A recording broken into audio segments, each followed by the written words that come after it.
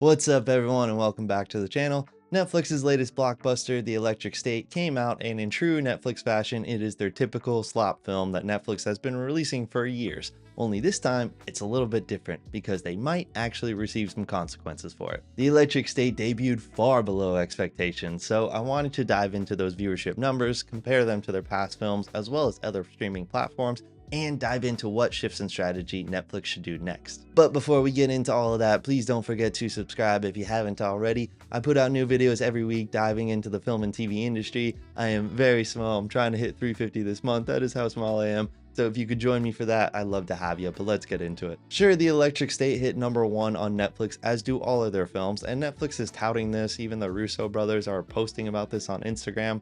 But it already lost the #1 spot. It did not last long. It was already overtaken by both Kraven the Hunter and a Twister documentary. So it seems to have been doing okay, right? The Electric State still hit a #1 spot. But when you look at the Electric State's actual viewing numbers, it gets so much worse. The Electric State had 25 million viewers in its opening weekend, which it does sound great to have 25 million viewers. But when you compare that to their other films, it did absolutely horrible. For comparison, Red Notice had 80 million viewers in its first week, and The Gray Man had 40 million viewers in its first week. The Gray Man, of course, being the previous outing from the Russo brothers. They really know how to make these Netflix films, don't they? You probably don't remember that movie because it is very forgettable, just like The Electric State.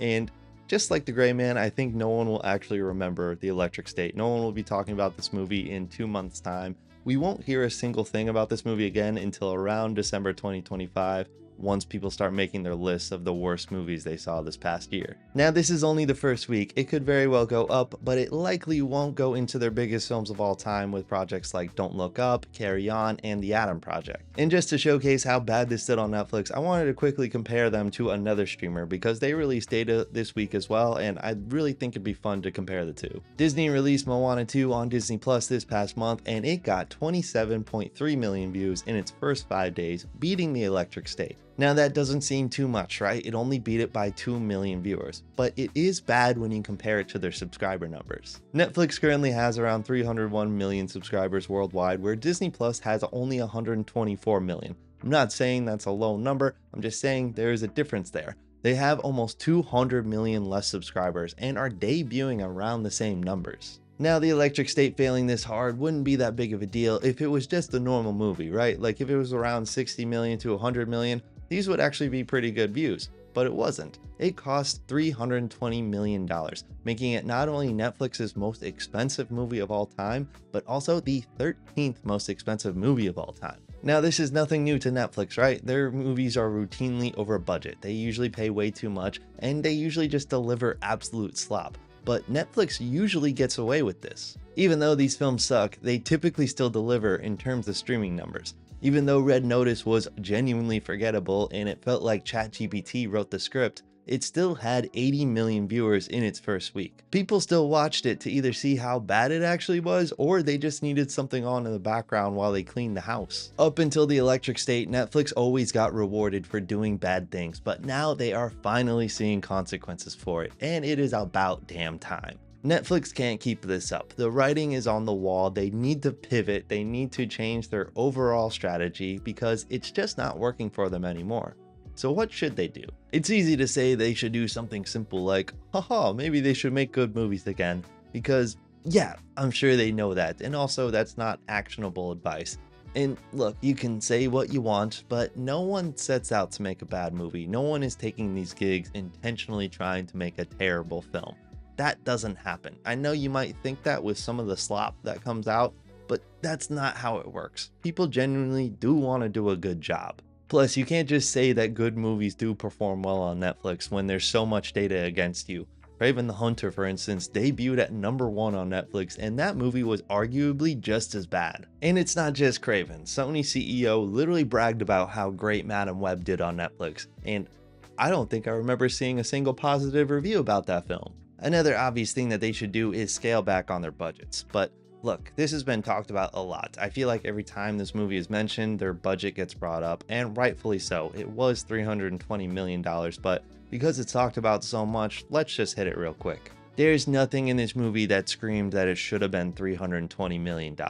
Sure, there is a ton of VFX, and the VFX looked fine, but it was not $320 million worth. I'm pretty sure all that budget went to above the line. They obviously put all this money into the Russo brothers, Chris Pratt, and Millie Bobby Brown. Because with streaming, actors typically don't receive residuals because there's no real box office, so they don't really receive a bonus when it hits a certain milestone at the box office. So what Netflix probably did is they paid them all up front for those fees, and that alone probably bloated this budget. But I actually want to focus less on the movie budget and more on how they spent money in other ways on this movie, because they spent a whole lot more than $320 million. Netflix really thought they had something here with the Electric State. I think they thought this was going to be their next big franchise, because not only did they spend a ton of money on the actual film, but they also spent money creating their own little video game for it. I doubt you've heard of this game, but after this movie was made, they decided they wanted their own little mobile puzzle game because they thought this movie was going to be such a big hit and it deserved a whole prequel storyline game and people would flock to play that game. Now this game probably was not that expensive, right? But you know, it is Netflix, it might have been expensive because they just throw money at shit. But when you look at it, it clearly does not cost that much. But it is just a tiny peek into how Netflix is always planning 10 steps ahead before they've even had a hit. This isn't the first time Netflix has done this either. This is a repeating pattern for them. With Zack Snyder's Rebel Moon franchise, they also thought it was going to be huge and they started developing an RPG video game, a prequel comic series, a narrative podcast, an animated comic book series, and an animated TV series, and a VR game. And this was all before the actual movie came out. And what they got was a terrible movie and a terrible performing movie. And now they're stuck with all the costs of developing all that other shit. Netflix is just really great with spending money, guys. I really think they know what they're doing. Netflix really needs to just stop assuming their shit is gonna be big and wait for it to release instead. They're acting just as stupid as every other company acted 10 years ago, where every company was planning 10-year cinematic universes like the Dark Universe before they even had one good hit. Now Netflix is already changing their strategy up. Despite them stating that nothing has changed for them as a company, they're actually gaslighting us quite a bit. It's all kind of fascinating. For instance, they are starting to have theatrical releases with their films before they hit Netflix, like Greta Gerwig's The Chronicles of Narnia movie. That will have an IMAX exclusive release before it goes to Netflix, but they're still stating that nothing has changed. Like, nothing has changed at all, they say, despite them doing something completely different than they've ever done before. I think Netflix is starting to realize that theatrical releases aren't necessarily just to make money, but they can also be used to market the film. If you take one look at their top 10, it's usually movies that have had some form of a theatrical release, and these movies don't have to be good movies to make the top 10. Like I said, as we saw with Craven, or as we saw with Madam Web, or Morbius. You know, Netflix should kind of be worried that Sony Marvel movies aren't being made anymore because they actually got a ton of viewers from them. It's actually been proven in a study done by The Hollywood Reporter that the best movies that perform well on Netflix are not their originals, but are instead studio films that offer a theatrical release. It also stated that their original films have a faster decay rate than their studio theatrical films, which, first off, love that phrase, decay rate. Makes it sound so much worse than it actually is. But this is something that we all kind of thought was true, right? Like, when was the last time you watched a Netflix movie twice, or 3 times, or 4 times? But now we have actual data that states that Netflix original films, they do debut higher when they first debut. That makes sense. But they quickly fall off and they average around 9 million views after a year. But movies that are acquired and those movies that studios release and release them in theaters, they average around 12 million views after 1 year. And also, let's keep in mind that most of these films don't have budgets like Netflix's films. They have budgets nowhere near the Electric State. Let's use my new best friend Craven the Hunter for example. That film cost $130 million, around 1/3 of the cost of the Electric State, and is currently stampeding over the Electric State. Much like how Craven used a buffalo stampede to kill the rhino. Yes, that did happen in the movie, if you were wondering. I am the one rewarding these bad movies. I am very much a part of the problem. But alas, despite changing their entire release strategy, like releasing films in theaters, creating weekly release shows, and creating bundle subscriptions like cable, Netflix still states that nothing has changed. But if they want to avoid a movie launch like the Electric State, they need to admit that it is now time for a change and do more than what they're doing now.